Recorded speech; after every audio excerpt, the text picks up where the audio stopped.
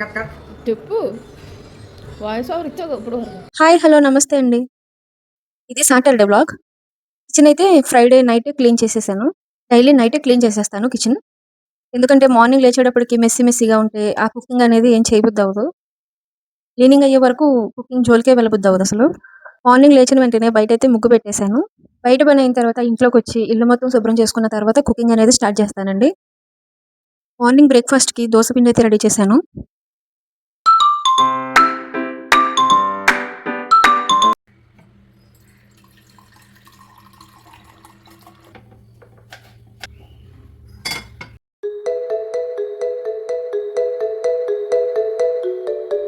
నేను చట్నీ చేద్దామని అనుకున్నాను. మా అబ్బాయి పెద్ద అబ్బాయి వచ్చి టమాటా పచ్చడి చెయ్యమ్మా అనేసి అడిగాడు.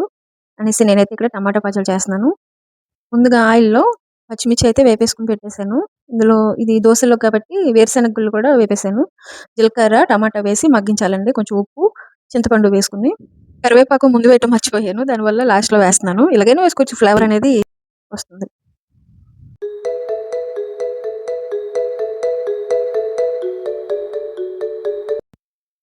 టమాటా పచ్చడి ఒకవైపు మగ్గుతూనే ఉంటుంది. ఇక్కడ నేను టీ పెట్టుకుంటున్నాను. మార్నింగ్ టీ పడకపోతే ఈ బండి నడవదండి.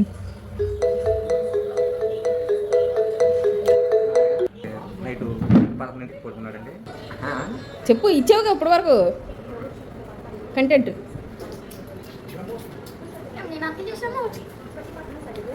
ఇక్కడైతే మా హస్బెండ్ వాయిస్ ఓవర్ ఎలాగివ్వాలనేది నాకు నేర్పిస్తున్నారు. ఈలోగా రైస్ అయితే రెడీ అయిపోయింది. టమాటోస్ కూడా మగ్గిపోయాయి. ఇంక స్టవ్ అయితే ఆఫ్ చేసేసాను. చల్లారబెట్టుకోవాలి దాన్ని. ఇక్కడ టీ అయితే రెడీ అయిపోయిందండి. టీలో షుగర్ అయితే వాడటం మానేసి మేము 3 మంత్స్ అయితే అవుతుంది.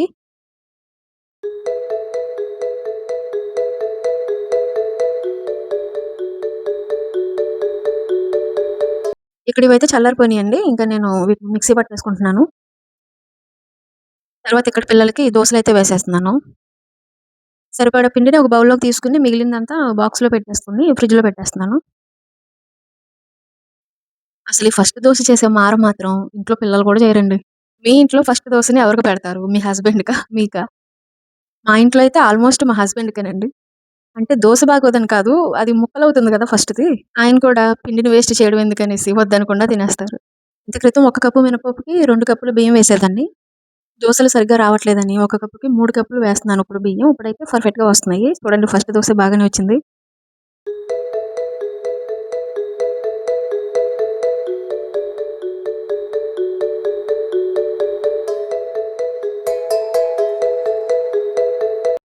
ఓవైపు టమాటా పచ్చడికి తాలింపయితే పెట్టేస్తున్నాను.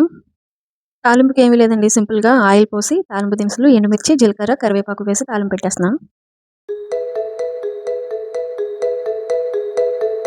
అంతేనండి. టిఫిన్ మెనూ అయితే కంప్లీట్ అయింది. ఇప్పుడు లంచ్ మెనూ.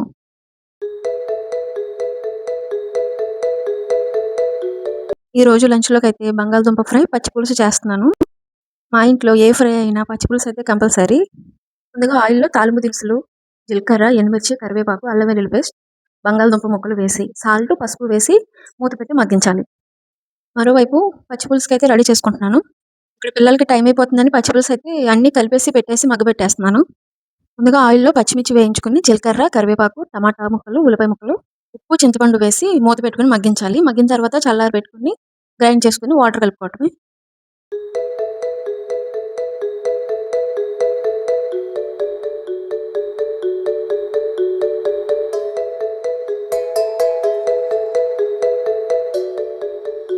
ఇక్కడ బంగాళదుంప అయితే మగ్గిపోయిందండి. ఇప్పుడు కారం వేసుకొని, కాసేపు ఫ్రై చేసుకొని, కొత్తిమీర వేసుకొని గార్నిష్ చేసుకోవాలి.